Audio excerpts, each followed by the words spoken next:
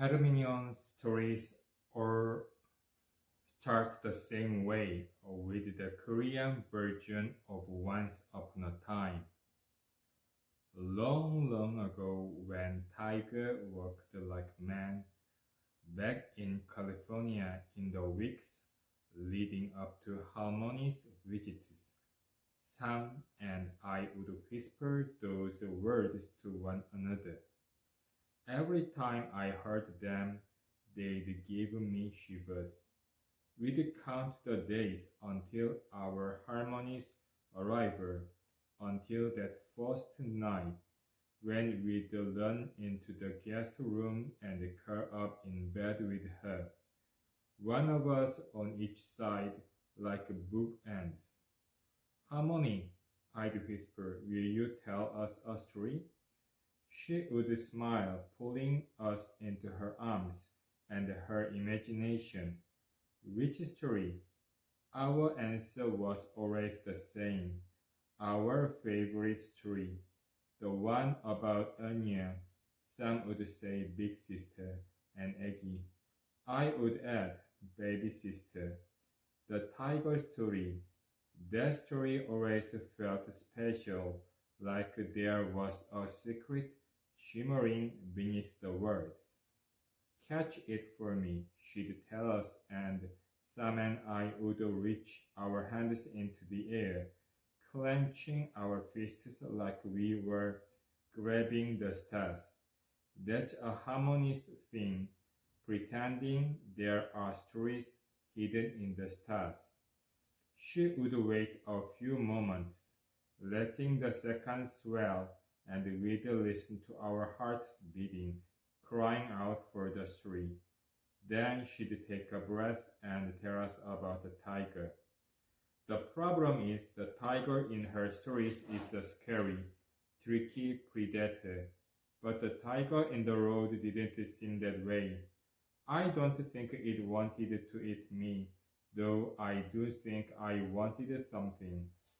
I don't get a chance to figure out what because there are no more tiger-sight things as we crawl through Sunbeam.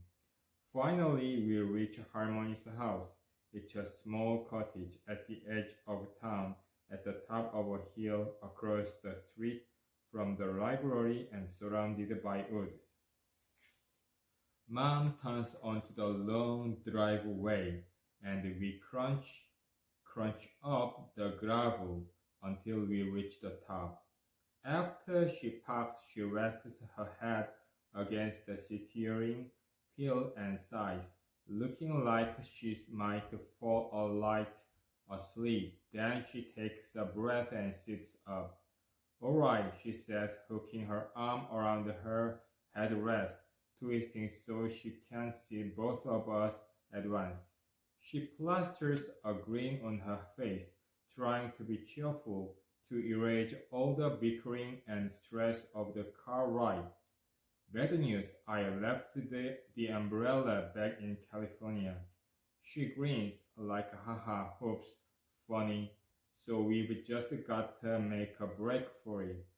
I stare at Harmony's home. This is the kind of place that just looks magic, perched up high with the almost black RV creeping along the faded brick walls, windows that wink in the light, and of course a million stairs to get to the front door, give or take a few.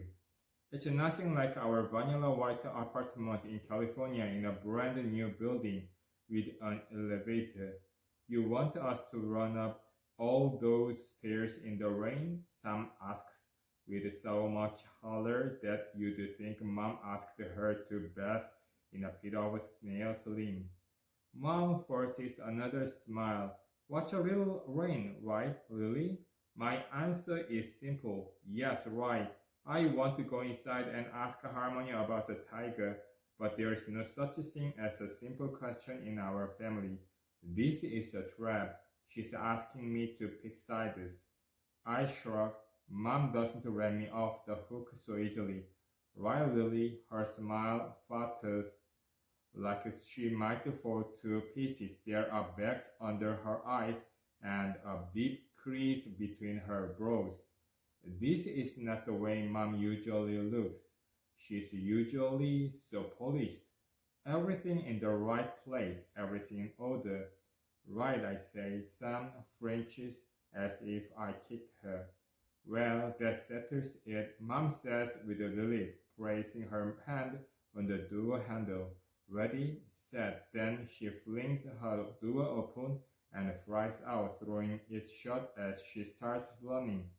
She's drenched immediately and she's not moving fast, but she's walking hard. Fists pumping, shoulders hunched, head tilted forward as if she's bull charging her mother's home. She looks ridiculous, some says, and some's not just being mean, it's true. Mom pinwheels her arms for no apparent reason and I laugh. Then some laughs and we look at each other.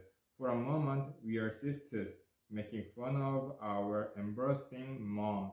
I want to take this moment and stretch it to infinity.